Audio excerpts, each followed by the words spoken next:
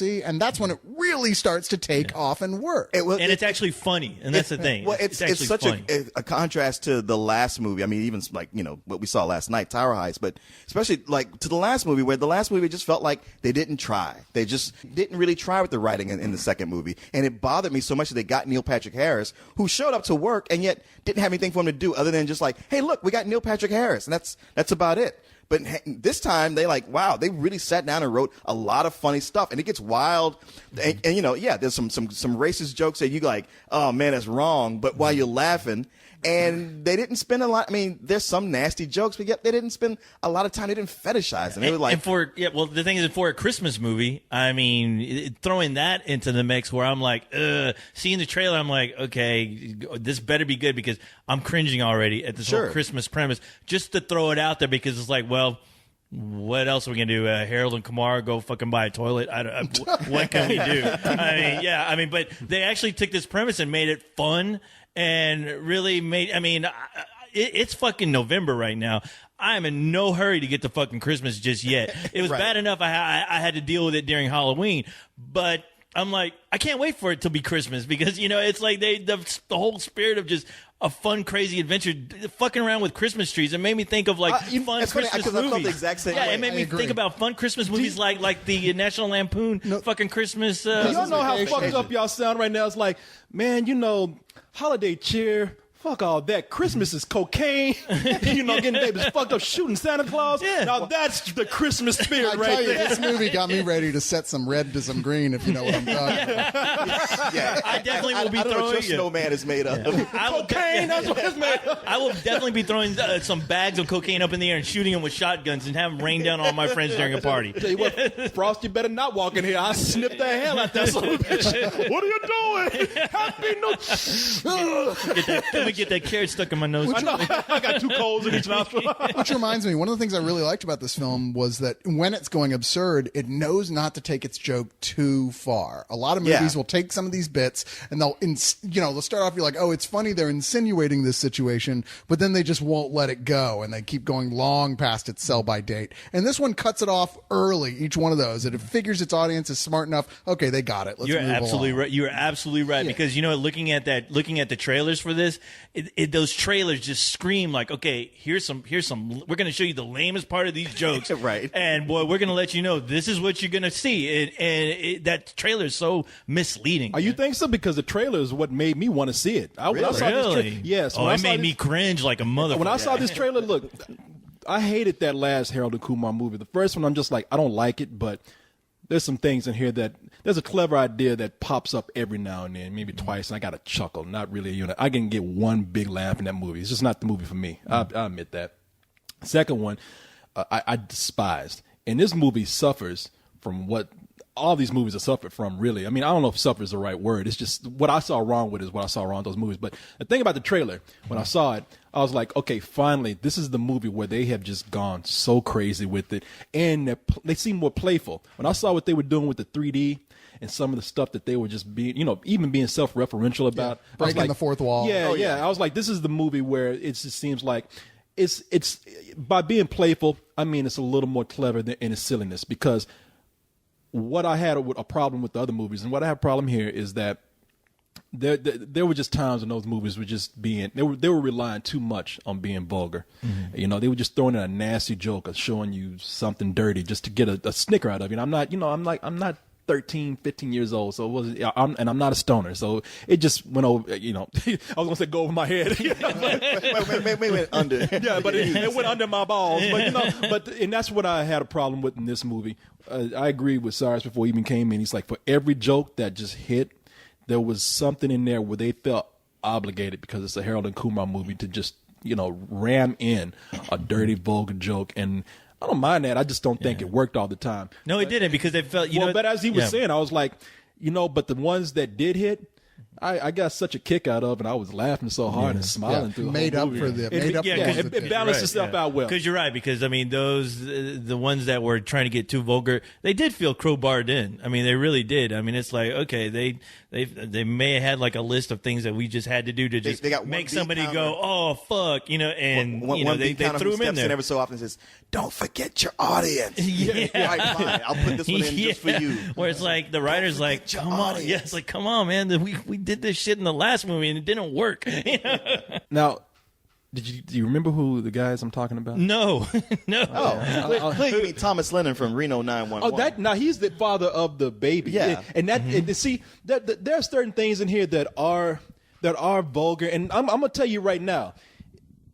So certain people should just not go see this movie. I mean, you might be thinking like, well, that's not me. I'm cool with that. If you just had a kid and you're a sensitive parent, you're not going to want to see this. I mean, you're a sensitive parent. You just had a kid. You're not going to want to see this movie because when they say rated R for drug use, most of it is done by a 2-year-old. And you're not want to see. But what's his name? Thomas Lennon. Thomas Lennon. I would be offended by that. But they had a father who was so conservative. That's where the cleverness in that joke came up to me. He was one of those overprotective dads. I don't know. Did even curse it from his kid, and then he has to handle his kid getting addicted to like drugs, ecstasy, cocaine, all that night. And it's like seeing this guy had to handle this. That was funny to me. I'm sorry, all right. I would make a terrible dad, okay? Because if my kid was that funny on cocaine, guess what? He's hooked. That's funny to me too. And I don't know what it is, but Thomas Lennon. Like I don't know that he can headline a movie, but any comedy movie he's in, I always love him in those movies. Yeah. I heard you over there giggling the whole time. Yeah, I was. That's the difference between this and like say the second one is that when some of these jokes that would have just been like taken out of context, like, oh, this little kid's all fucked up, it wouldn't have worked in the second one, work here because they're juxtaposed by something like that. Like there's a joke where that is one of the vulgar jokes, but it made me laugh, where Harold gets his dick stuck to a cold pole. Yeah. And it works only because earlier in the movie there's a funny stoner joke that involves like Kumar not being able to pay attention because he's laughing too hard at watching that scene in A Christmas Story. Yeah. And I was like, okay, well, they brought those two things together and it actually kind of worked for that reason. That's one penis joke. It didn't really work for me, but I have nothing against it. I saw a lot of people laughing at that. There's another penis joke in there that is in a whole other spectrum of failing to me. Well, hold on. It's shut up, Leon. Yeah, it's like I barely get a word. And he's like, wait a minute. No, I'm fucking with you. I'm really not upset. Damn, Leon, I just want to get this out because you're probably thinking about the same thing and I'm thinking about. Okay. And I'll even ask you. Okay. I'll ask all of you because maybe you did enjoy it. There's a part in here where they get stoned. And it's a funny idea, but it didn't work to full effect. What you're trying not to say? No, it's in the trailer. And I don't mind saying it. I'm gonna say it. I just wanted to get it out. The part where the movie, which is one part of the trailer, where I thought like, now see, they're being clever there. That's funny. The part where they all turn into stop motion puppets or animate claymation puppets. Claymation. Yeah, and I thought like, when I saw this, I was like, wow, this is really not working all that well. You know what I said? You know what I said when I saw in the trailer? I'm like, you know what? Too bad Community beat you to it. Yeah, exactly. That's what I was going to And say. it was a lot funnier. Yeah. Community did it a year ago, and it was a lot funnier. And they have a penis joke in there where they just show a penis just because they can. That's one of the reasons why it doesn't work. So, there's chunks of this movie, not even just jokes, but just small portions of it that I'm like, if you had taken that out, if you had taken it out, it really wouldn't probably affect the movie. On the positive side, they're definitely getting on the right track now. It's like, whereas they were totally on the wrong one before. And yeah, you're right. It is unbalanced. There's that point where they had just come off one of the funniest scenes in the movie and then almost immediately go into one of the least funny scenes in the movie. Yeah. And you're like, oh, wait, okay, can we just stop this? And luckily, like we were saying earlier, they don't drag any joke on for too long. Yeah. So yeah. Just wait for a second, and there'll be a new joke. Yeah. Right as soon as it's registering in your head that this is annoying, it moves on. I mean, it really does. Yeah. You know what? I'll give my rating because this movie did live up to what I thought it was going to be in the trailer. For a Harold and Kumar movie, you're going to get dirty shit in there, whether you like it or not.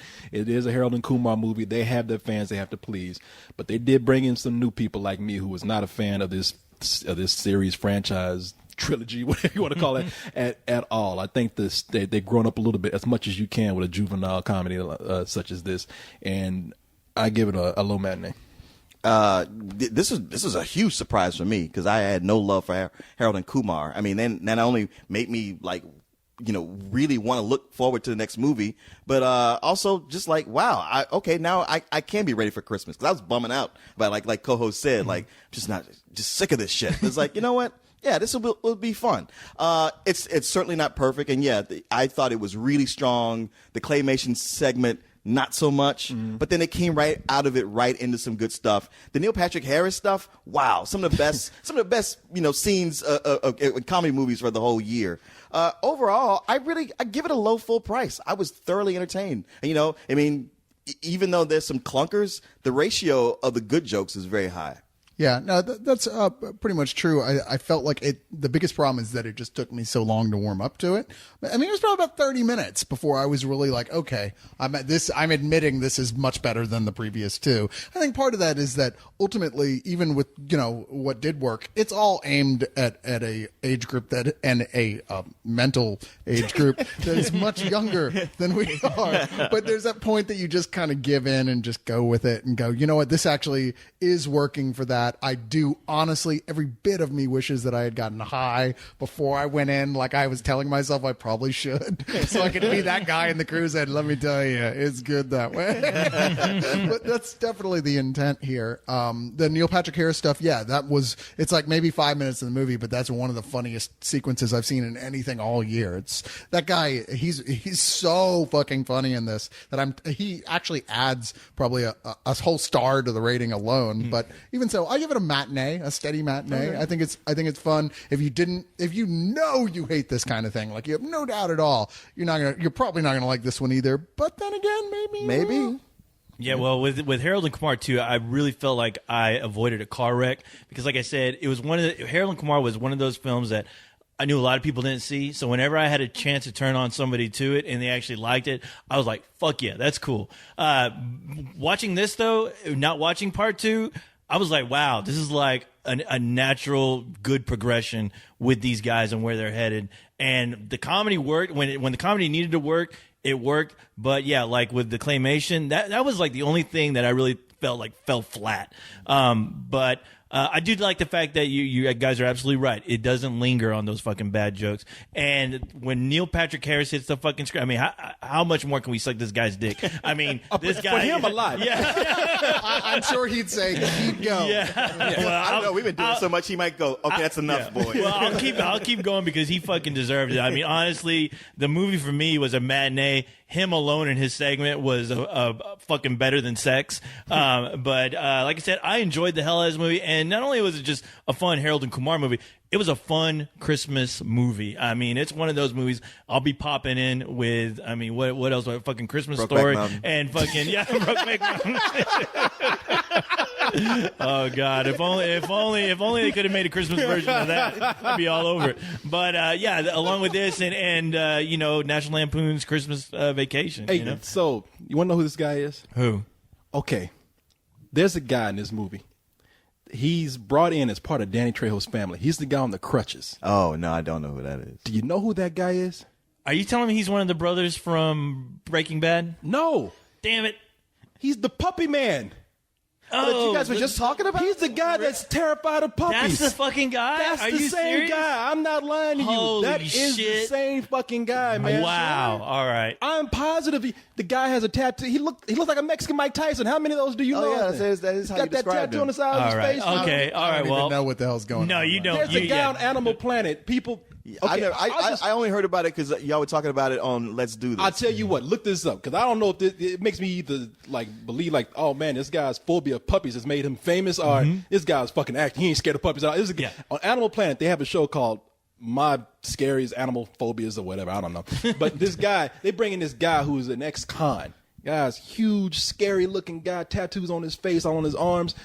He talks like this, and they bring a puppy out. And this guy's like, oh, hell no. He's fucking terrified. That puppy's looking at me. Yeah. And now I see, it went from being scared of puppies to being in a fucking Harold and Kumar movie. I'm just like, you know what? I wouldn't be shocked if those guys, saw that guy on the fucking Animal Planet and We got to put him in our movie.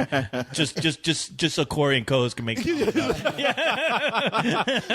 No, what they want to do was they wanted to to get him over his phobia. They brought in a puppy, brought in that guy, and had them smoke out together. See, it ain't so bad. Oh, you make me want to get high now. Makes me want to smoke a puppy.